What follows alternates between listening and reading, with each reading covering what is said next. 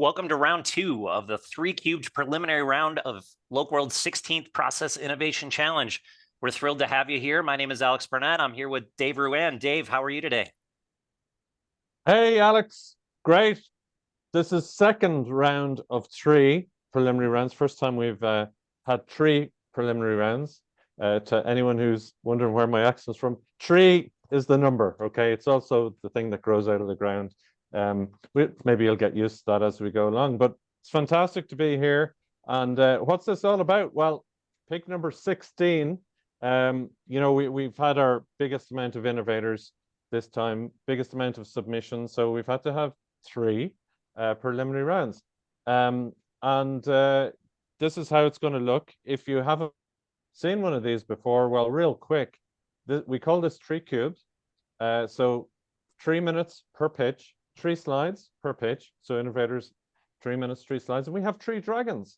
Alex, who are dragons this time? Yeah, thrilled to be here with 3 first-time dragons, bringing in new energy and excitement and expertise to the panel. Good morning or good afternoon, Veronique. How are you today? Good, thank you, Alex. Very good. Thanks again for being here. We also have Porrick Sheridan. Porrick, how are you? I'm great. Thank you, Alex. Excited to be here. And we have Gaetan. How are you today?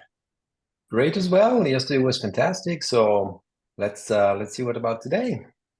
Yeah, and let's see how much more challenging your job can get. We've got 9 more excellent innovators coming today, and then we'll have 10 more at the same time tomorrow for a total of 28 innovators. And our dragons afterwards will have the very difficult challenge of narrowing that field down to 6 finalists that will be invited to LocWorld51 in Dublin. That final round takes place on Thursday, June 6th. And I also want to mention that everyone who participates in these preliminary rounds does get feedback from our dragons. So it's not an exercise in futility if you don't make it to the final.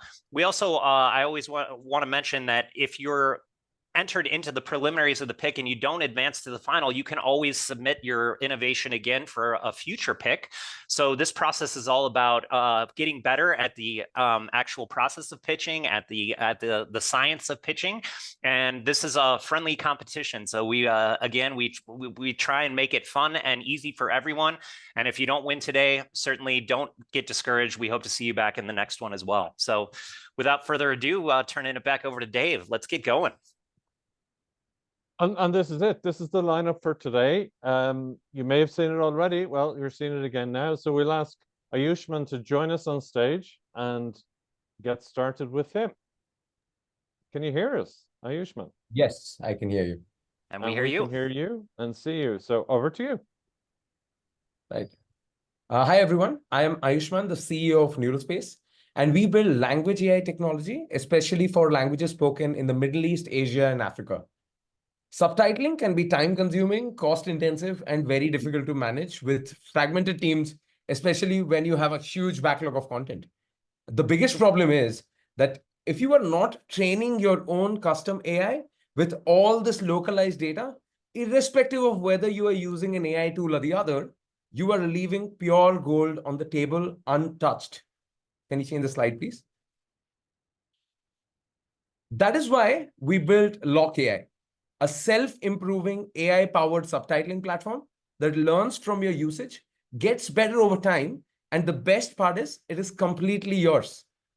We use your data to train, maintain, serve your AI models so that you focus on what you do best. And yes, you own your own AI. With LocAI, from day one, you get up to 50% reduction in TAT. With our optimized workflow, the more languages you add to your projects, the more time you save. The more you use it, the better your AI gets. LocAI is a collaborative platform. That means you can manage your teams and projects, track your work, visualize dashboards, configure guidelines, and on top of that, see how much time and work your team saved because of AI. With more time saved, you can expand your sales pipeline and unlock revenue potential. And not just that, you can use our generative AI capabilities to do unimaginable things. Let me tell you the story of our customer, ABS-CBN. They are the largest media company in the Philippines. Next slide, please. ABS-CBN now owns the most accurate language AI model in Tagalog, which is the language they speak in the Philippines. They have been able to achieve 2x efficiency gains in terms of TAT and a projected 50% reduction in cost. This has enabled them to accommodate more projects in the same amount of time. They've already processed over 500 hours of content using LocAI, out of which 70% of the work was done by AI. But wait, that is not where the localization story ends. Next slide, please. Then AI not only gets better at transcribing and translating, it learns from your content, understands the characters, the storylines, the plots, and even more. This is what we call the storyteller. It is a co-pilot powered by your AI that has learned from your data. And it can now help you not only write new content, but generate character images, hairstyles, costumes, scenes, and a lot more. You can practically build a full-length storyboard from this. Whether you use it to create a new season of an existing show, a new movie, a podcast, or just get inspired from someone else's content, your storyteller does it all.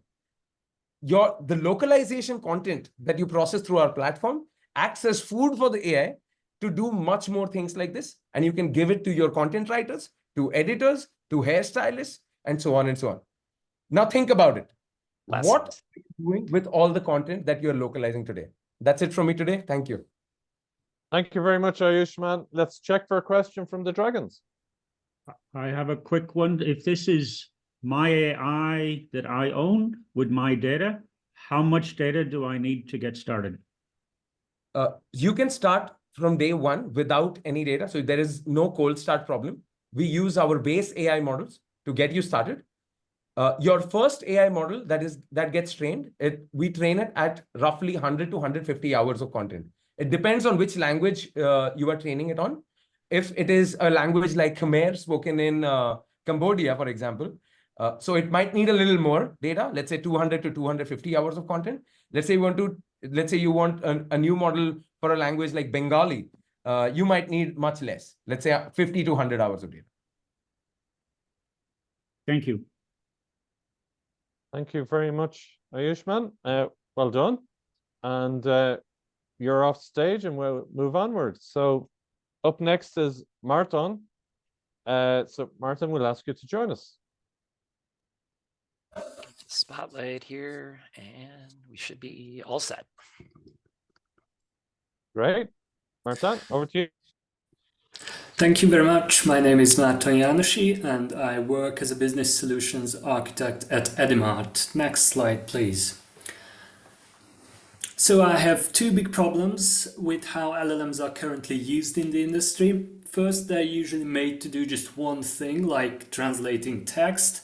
Second, you as a user don't get much say in how they work. So that really doesn't make sense, because these models can actually handle almost any language task you throw at them. Plus, we know that no two problems are exactly the same in localizations, so users should have the power to tweak these tools to fit their specific needs. So I came up with a straightforward solution that solves both problems. PromptLoc is an interface to OpenAI that allows you to take a MemoQ XLib file. You can create a custom prompt with placeholders. It then fills these placeholders with segment-specific data and metadata. And as you go through the file, you collect the AI-generated responses. Finally, you choose where you want to save the responses. So this creates an infinitely flexible tool that can be used for supporting almost any language task. Next slide, please. So PromptLoc features a straightforward, user-friendly interface. First, you set up your prompt using the placeholders you need. Then, before you process your file, you can preview how this prompt looks for each segment. You can also test what response you get for specific segments you want to use for testing. So this allows you to tweak and iterate before you proceed with the full processing.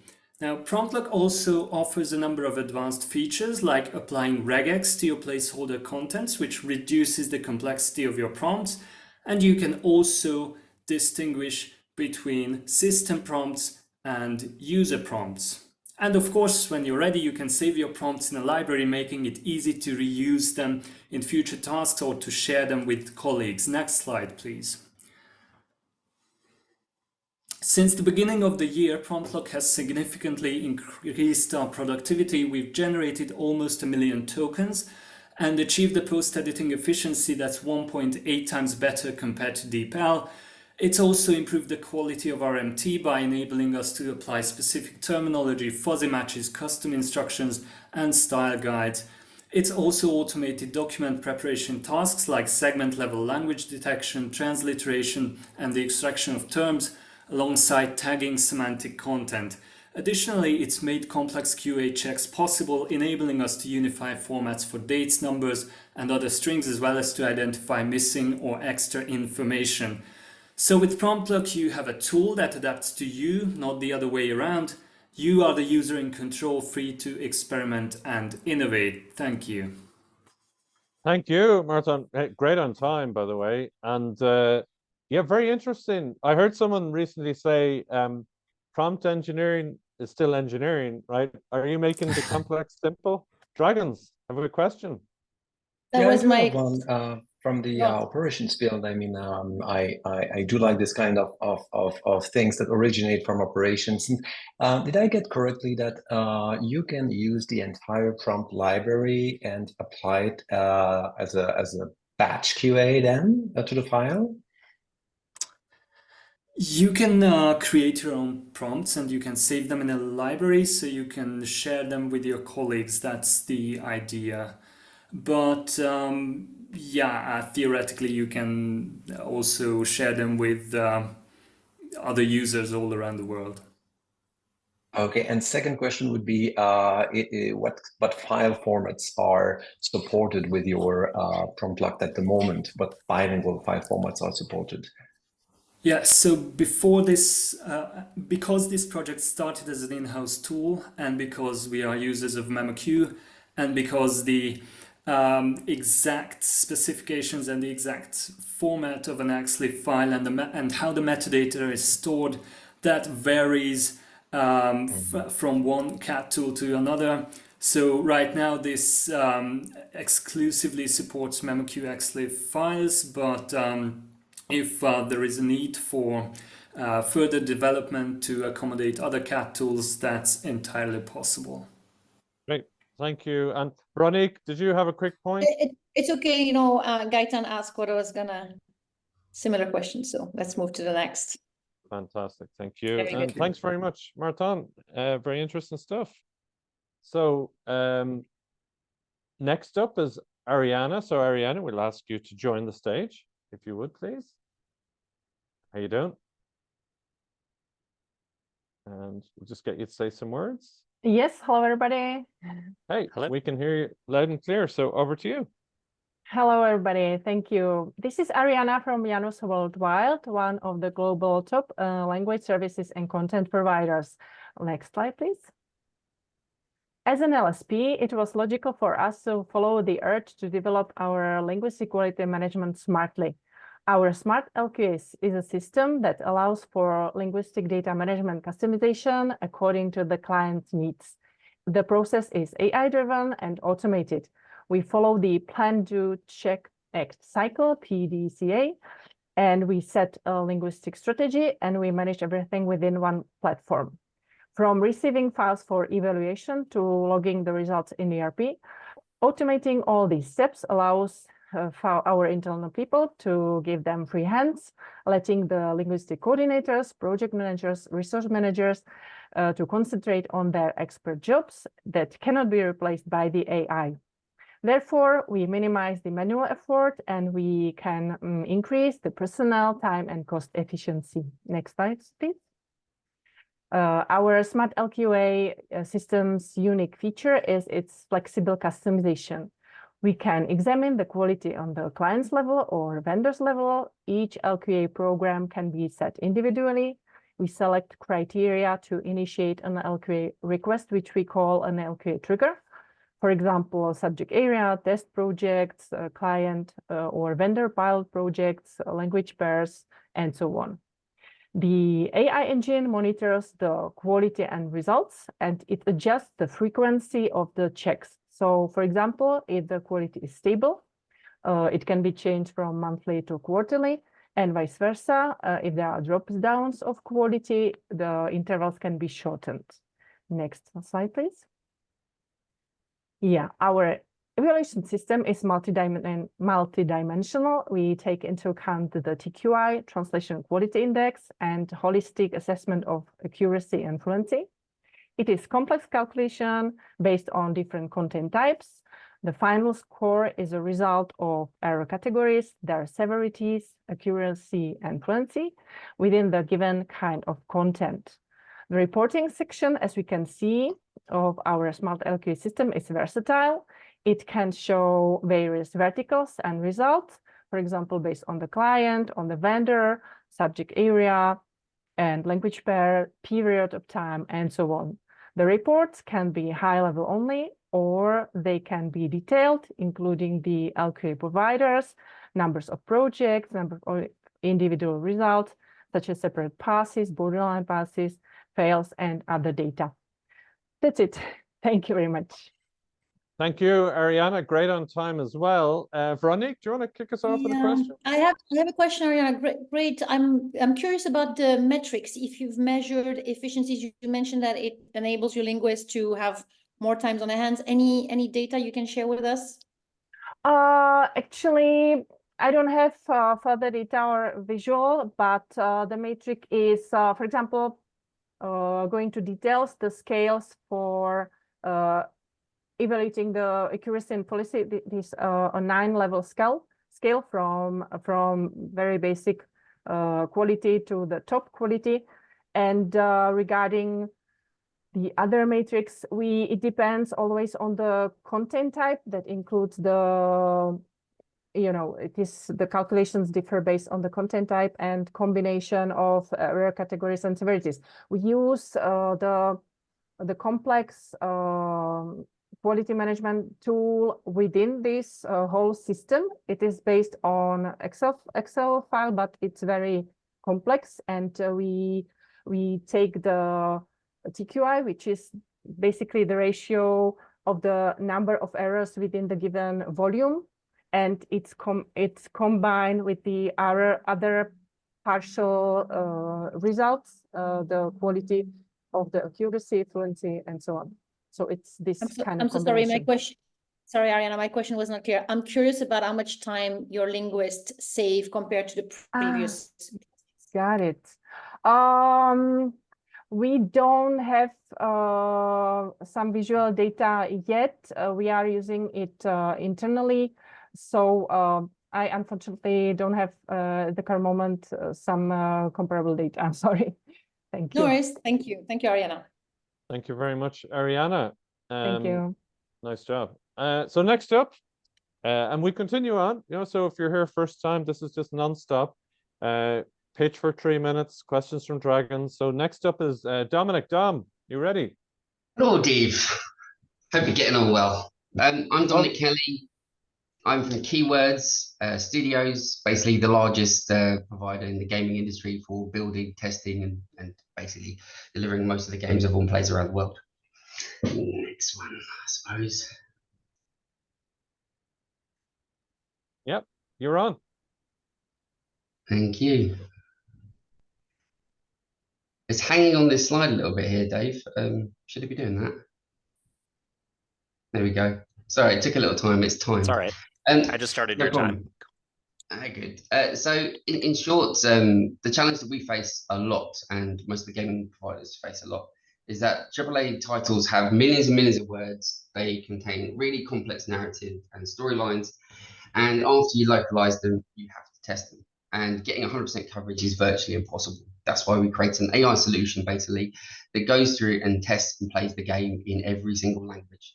So that where you would need maybe thousands of humans going on testing the game in every single language on every single path, now they can do it in a matter of minutes instead of months, making basically the impossible possible.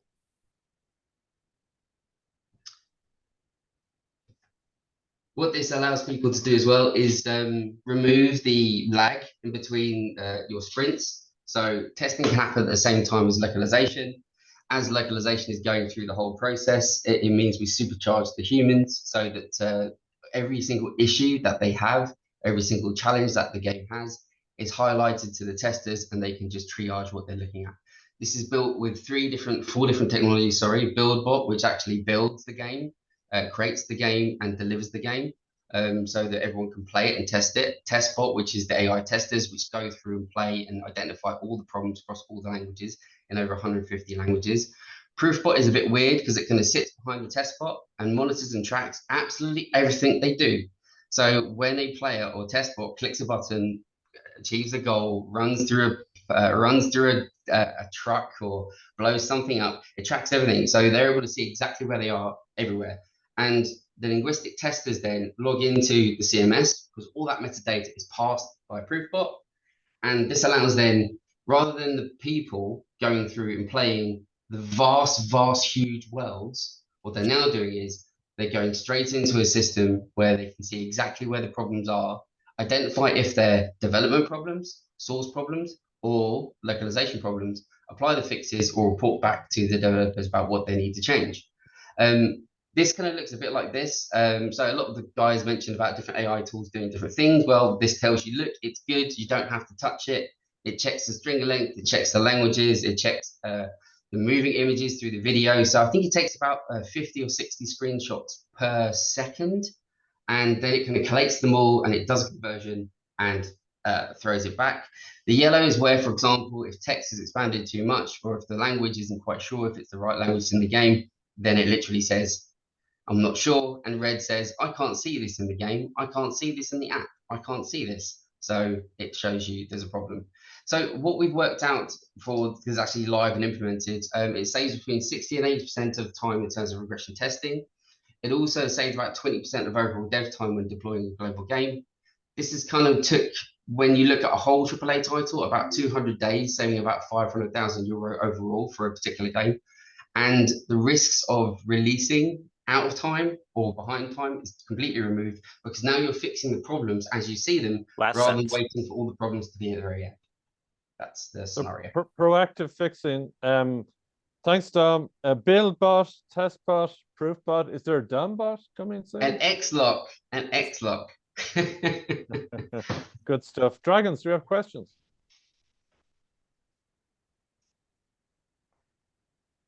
I can have one then. Yeah, thanks, Dominic. Is Proofbot then customizable in terms of checks that it's going to do based on either the studio, or maybe the type of games, or the complexity of the games? Yeah, so there's a few different kind of scenarios there. So I wouldn't say Proofbot is customizable in terms of the checks it does, but the BuildBot actually builds the games, builds the applications. So it works with Unity, it works with Unreal, it also works with custom engine development, because what we have to do is we have to build the game outside of the client's kind of development environment, and then plug our AI into it so they can act like a player. So the BuildBot is customizable for the engine, and then the engine is customizable with the testbot, and that plays the game. And then the Proofbot is customizable for the actual player and the things you want to do. So for example, if you want a player to run through part of the game or part of the application first, you can script the AI to do that. Or if you want it to Proofbot to focus on particular challenges and issues that you might be having, you can ask it to look at those things too. Thank you. Right. Thanks very much, Dominic. And we'll move onward.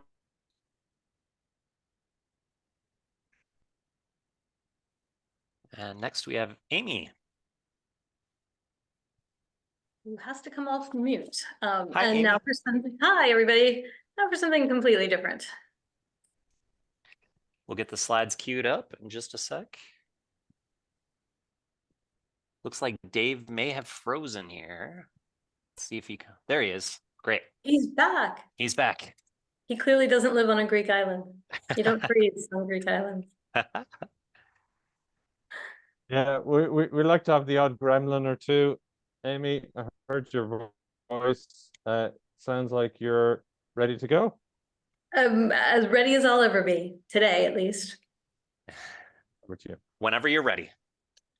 Okay, hi everybody. My name is Aimee Ansari. I'm the Chief Executive at Clear Global Translators Without Borders, one of the industry's nonprofit organizations. Our mission is to help the most marginalized get information and be heard, whatever language they speak. And that's exactly what this innovation is all about. Next slide, please. We were talking to this amazing Indian tech organization called Gram Vani. They were struggling to get farmers in rural India information on how to cope with the challenges of climate change.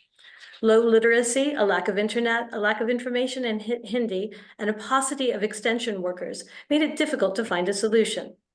And Gram Vani isn't the only organization facing this sort of challenge. We hear this all over the world. So we decided to pilot a solution. We aim to leverage voice technology and develop a process so farmers could access information easily. The information would be provided using ASR technology in their language with a device that didn't depend on internet access. Next slide, please. In the age of Siri and Alexa, a voice-enabled tool that answers your questions isn't very innovative to us, but to farmers in rural India, this was magic. We followed a human-centered design process to ensure that the process we built would be useful, identifying a location where farmers regularly visited and asking them what information they really wanted. We then used open source data and refined it with our own speech data, testing and adjusting, and then rolling out the first version.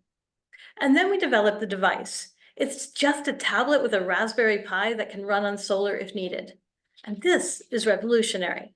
Next slide, please. And it kind of surprised us. We weren't sure that farmers would like talking to a tablet, but they did. 95% of them wanted to use it again. They found the information relevant and it understood what they were saying. So what did we learn? Well, first, using human-centered design principles ensured that the technology solution worked for those who needed it most. Secondly, investment in an audio and voice-based language technology like ASR is a priority to reach those who face the biggest risks. A text-only version would not have reached the people it really needed to. Finally, access to information in their language meant that farmers could respond to climate-related impacts much better. As technology becomes more and more central to the world we live in, we need to make sure it can speak to and hear from everyone. And what's really important for us is that this innovation is repeatable and applicable in countless situations. It will work in any language, cover any topic, and can be installed in any geographic location. It's a complete game changer for the dissemination of critical information in areas of low literacy and low connectivity. Thank you. Thank you, Aimee. Great stuff. Lovely On to see time. you. Yeah, really good on time. Well done. You're ahead of time. So, Dragons, have you a question or two for Aimee? I have a question. Thank you, Aimee. Just looking at this slide on the results, I'm curious if you've looked into the 39% where information was not found or the 13% where questions were not answered correctly. Is that down to a breakdown of the technology or not the right knowledge in the answer base or misunderstandings? A little bit of all of that, of course, as you'd expect. But mostly it was not, the content wasn't in the,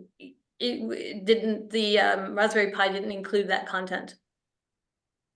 So, and that's learning for us. Whenever we build these kind of tools, we're never sure what questions are going to be asked. We do the human-centered design process and ask people what information they want, but there's always outliers.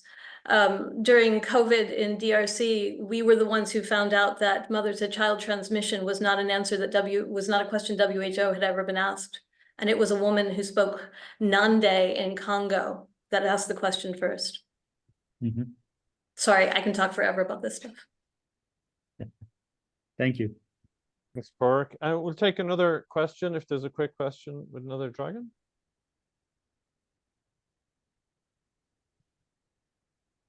No, it seems loud and clear. Aimee, thank you very much. Great to see you at the pick again. Thanks, Aimee. Well done. Thanks. All right, great. And then will move onward as you're getting used to seeing, right? So next up is Henrique. So Henrique, we'll ask you to unmute and we'll get you going here. Okay. Am I good now? Yeah. Over to you. Whenever you're ready.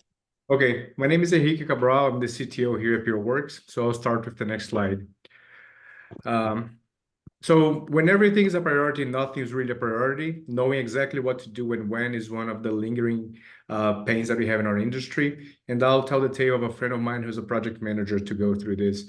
So she's constantly stressed out, needs to be the hero all the time, working long hours, weekends, and losing on her sleep on a regular basis, and a lot of missed opportunities. One of the examples that I can give, one time she was placing jobs for tasks for a project that was due in 5 days, but she forgot to send out a quote, like a $20,000 quote to a client that depended on her exclusively.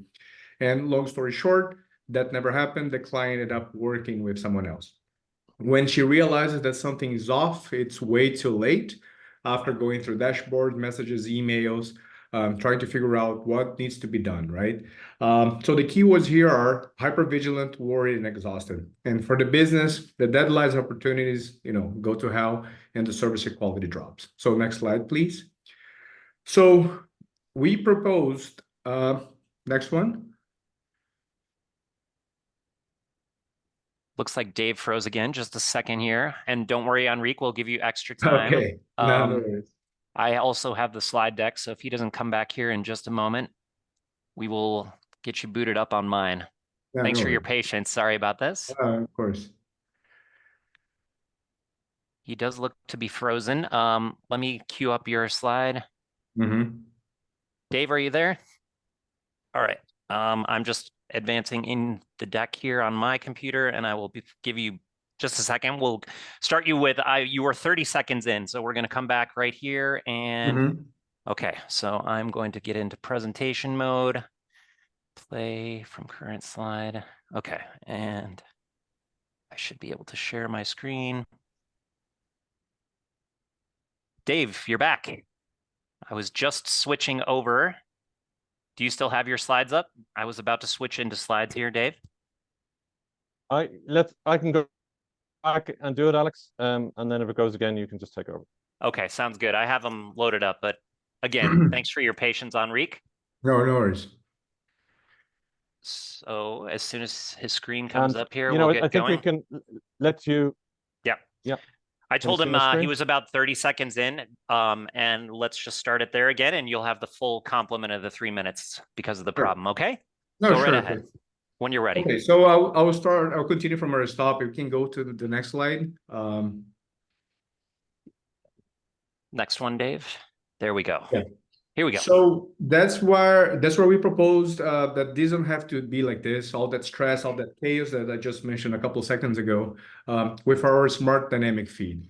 So what it does, it creates a summary from multiple sources like projects, communications, translator queries, events, and financials, and organizes everything into one single cohesive feed. The feed is prioritized by business results, not only timestamps, and it's classified using sentiment analysis. And in many cases, it brings an action associated to it, like a reply to a message or an action that would trigger a file to be sent to a repository or someone. The feed learns from her actions and it customizes, it personalizes her experience and goals. It does perform risk analysis and it will flag projects that have the potential to be late, not only those that are already late, before she can even realize it.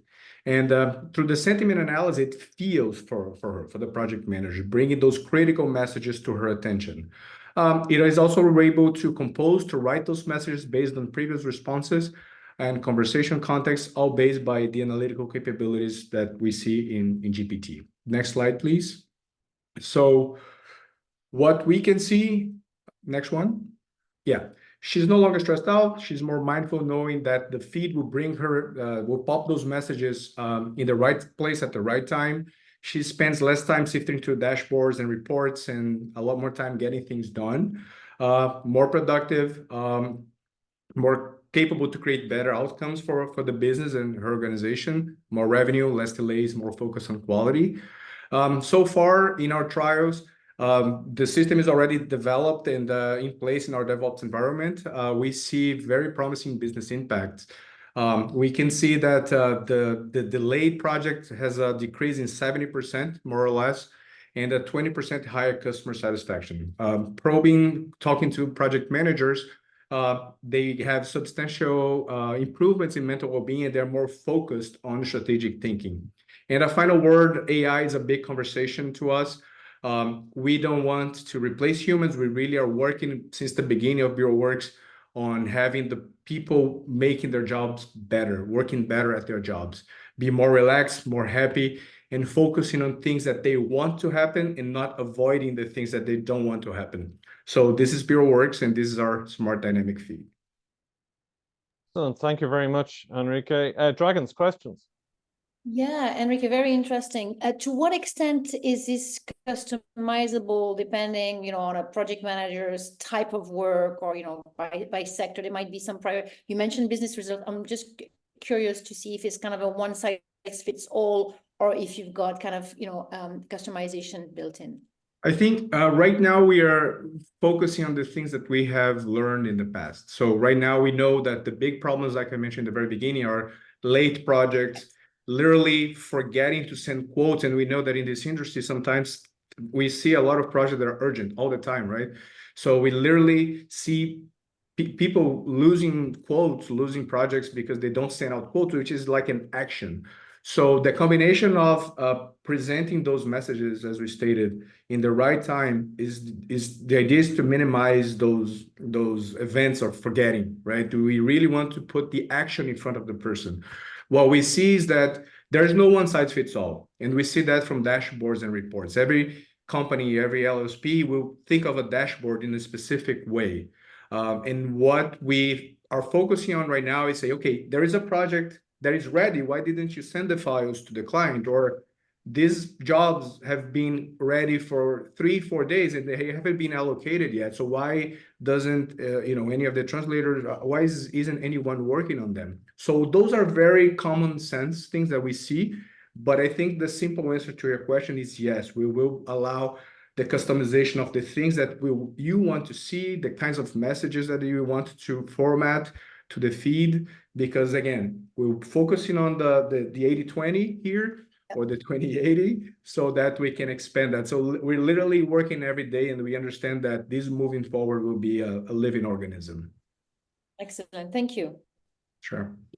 Great answer. And excellent. Henrique, thank you very much for your patience. We think we got you through it one clean no worries. time. Thank you so much. Hey, if we don't have gremlins, we're wondering what's going on. We like to have a few. Hopefully we don't have more. If we do, just for remaining innovators, we will restart you. So your full pitch will be seen in one go, just like you saw there. Great, thank you. So next up is Nicolas Martinez. Nicolas. Hi, Dave. Thanks for having me. Hi, everyone. Thanks for joining. Over to you. All right. Hi. So my name is Nicolas Martinez. I've got 20 years of experience in localization with a background of game testing, loc engineering, and product management, just to get some color. And next slide, please. And today I'll be presenting, basically we live in an era where you no longer need an expensive dev team or buy a fully off-the-shelf product to do everything you need to do. There are softwares like Airtable and Softar that allows you through a service model and relatively low monthly fee to not have to write any code to be able to turn those pesky Excel spreadsheets into something that's functional.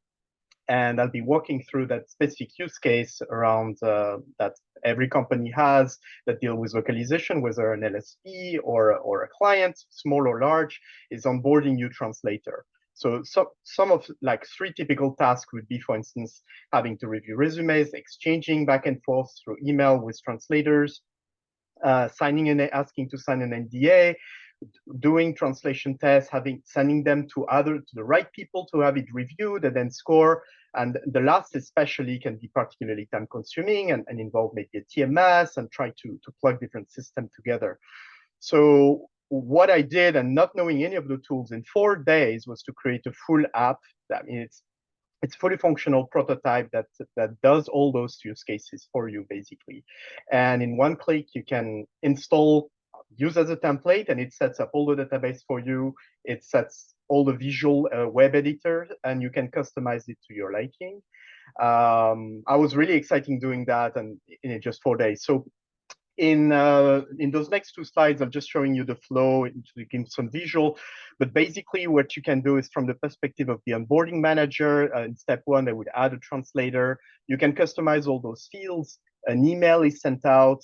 That's powered by automation on the Airtable side. It was very easy, again, to set those up and no code required.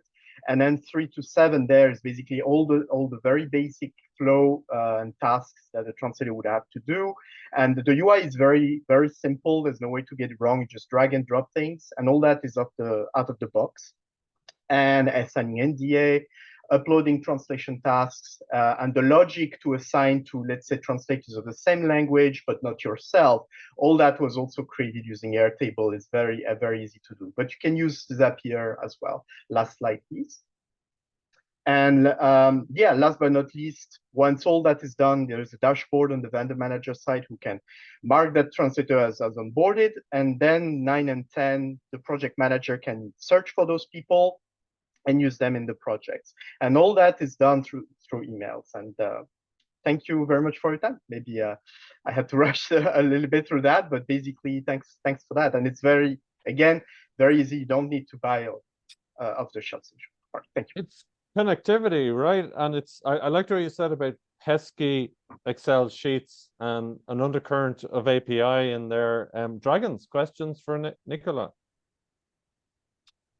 Nicolas, I like how you showcased that even the smaller players, anyone really can smartly combine available and, as you said, cheap, even free technology out there to increase their efficiency and design something like you did for vendor management here. I'm curious, do you have any like other use cases in mind, or is it really the one you wanted to focus on? Well, this is really one out of many. I mean, I can think of, especially in my last experience as a product manager for a large company, you would be surprised, or not surprised rather, at how many project managers use Excel, because there's no one-size solution, even when it's designed within that same company that fits their use case. Like the legal team of that, also they need to track this and this data point, but the other team don't. So, I mean, because they would have to use two tools and they resort to using Excel because they can customize it to the liking. So a lot of time production teams really control that. So project management is would have been even a primary use case. That is really a close second that I chose to focus on. And but it's there's so many emails and spreadsheets floating around basically. And then as product manager, I had solved problems where the team has grown, there's so much volume, and the Excel doesn't cut it anymore. It crashes, or someone deletes a column or a tabs, like the meme on my first slide there. It's just so true. It breaks everything. So this solution really allows you to, again, well, I'm technically minded, fair enough, but I didn't have to write any code. And it's very easy to start with a template, and then you visually move things around based on your company and the data points you want to track. It's very, very straightforward. Yeah. Well, thank you very much again, Nicolas. Well explained, and we'll move on. James, we'll ask you to join us. Yeah. Hi, Dave. Hi, Alex. Hi, everybody else. Good to see you all. Good to see you, James. Over to you. Great, thanks very much. Hello, everybody. So thanks for having me here today. I'm James from CaptionHub. So CaptionHub, what do? We help the world's largest brands deliver multimedia or video and audio localization at scale. So in the next 2.5-3 minutes, I'm going to tell you about an AI-enabled live subtitling product that we've basically spent the last 5 years building. So it's been a real sort of journey for us learning about this. So let's jump in. If you could just push on to the next slide. Thank you. So what's the problem here? So, I mean, really, there are lots of problems, but essentially, when you introduce time into localization, which is complex enough, then you introduce a live environment with very high expectations. You just have a very complex set of problems. And so this is why it's taken us essentially 5 years of R&D to get to this point. So really, just to break it down very simply, if you think glass to glass, if you have a live event, and then you have people around the world watching that live event, like think of the last big consumer event where you saw your favorite phone or piece of technology launched. You've got typically around 10 to 15 seconds between the event actually happening and you watching that video on your monitor, or on your iPhone, or whatever it happens to be. And so in that 10 seconds, we're delivering multilingual subtitles with no latency. So we've got to do all of the amazing magic within those 10 seconds. So you've got this enormously huge, complex problem set, and then you've got 10 seconds to deliver the magic. And you can't go back and fix it. Like, it's real time, it's happening right now, and you have a global audience. So that's the problem. If we could just sort of jump forwards to the solution, please. Thank you. So we're on our third iteration, third version, or third architecture of CaptionHub, and it's a unique patent pending set of algorithms and architectures that make up CaptionHub Live as a solution, as a product. This is something that can be deployed super quickly. It allows no latency, real-time subtitling in 130 different languages. They can be simultaneous, so you could essentially be going out to 130 different languages around the world. And part of the architecture is also allowing mass distribution, so essentially enabling very large audiences around the world to be engaged. So if we could just sort of move forward a slide there, please. Thank you. We launched this in October. We were very fortunate to launch it with one of the world's largest tech companies for their 7-day-long marquee event. We then have gone on to also provide the subtitling in real time for 3 other very large companies, all top 10 tech companies, and their sort of largest events. So this has been sort of a great 6 months for us road testing this. The most recent sort of launch that we did was at NAB show in Vegas 2 weeks ago, where we partnered with Amazon Web Services and NVIDIA to do all of their subtitling for their newsroom activation. So we're sort of materially now solving this, but also gaining the confidence of these large brands and also the executives who are particularly in these events doing these launches. So that's us. There's a huge amount of detail underneath, but yeah, I'm at time, so happy to leave it there. And of course the captions don't run out of time, right, James? It's just no, they don't. They're very much on time. Yeah. Good stuff. Dragons, have we questions for James? I'm wondering, James, if you're not intercepting the stream, how do the captions and the video stream come together, or where does that happen? So sort of traditional way of doing sort of subtitling and what you might see with in-band subtitles is you'll essentially take the transport stream and then rebroadcast that. So we do ingest the stream, but then essentially what the magic is we figured out a way to synchronize around 5 different clocks that are working in parallel. So you have the player time, you have the transcript time, you have the wall time, which is our time, and other clocks. There's a huge amount of synchronization going on there. We then apply essentially transcription technology, translation technology, and like I say, we're doing all of this in sub 10 seconds in most cases. Fantastic. Thank you very much, James. Thanks for the question report. And James, thank you. Thanks, James. We're moving on, and our last. Thanks very much. Thank you. Innovator today will be Matt. Matt, we'll just ask you to join the stage. Hey, Dave. Hey, Matt. Matt, over to you. Thank you. If you could just go straight to the first slide, please. So I'll start off with something that this is not news, right? There's an explosion of content, and that's coming from more content being generated. It's coming from more content types as we add audio visual, and it's coming from more languages as the next billion users come onto the internet. And we need a further step change in productivity, which is where AI comes in. And AI doesn't, for us, reduce the need for humans. In our industry, we see it enabling humans to deliver more. If you can pop to the next slide, please. Ultimately, what I want to show you is a solution we have called Evolve. And what this does is it's reducing the amount of work that goes to a post editor after machine translation by identifying good and non-good machine translation output and then auto-improving the non-good. And we do that with 3 generative AI steps, which are the 3 red blocks here, in an otherwise pretty standard workflow that you'll recognize, with each LLM being trained for one of 3 different roles. So I'll walk you through that now. So after NMT, we run machine translation quality estimation. And when we started looking at this, we found two main issues. One was that LLMs are just big and expensive, so processing all NMT output is not effective. And secondly, that LLMs give an estimate of quality, but that's only a proxy for the task that we're asking it to perform, which is, does this need an edit, or does this segment not need an edit? So in actual fact, we use a small model here, which is fine-tuned on data, which is annotated by our own linguists. So would you change this segment? We ask for tens of thousands of NMT outputs of our linguists. And that's a huge investment, obviously, but the result is a model which is, number one, nimble and effective to run. And also it's more accurate for the task by synthesizing the human post-edit decision rather than relying on LLM quality estimation, which is only a proxy of that decision. So that's our estimation. So then we apply anything which is non-good, then goes into a second LLM. It's our middle red box there. And that does that is a large language model, as you'd think about it. It needs to generate content. And at this point, we're prompting multiple times in several ways to tease out an improved translation, which is then tested again in a loop by that MTQE stage. And finally, then anything left then goes, which is still non-good, does now go to a post editor, and they make their changes, but now on a vastly reduced set of content.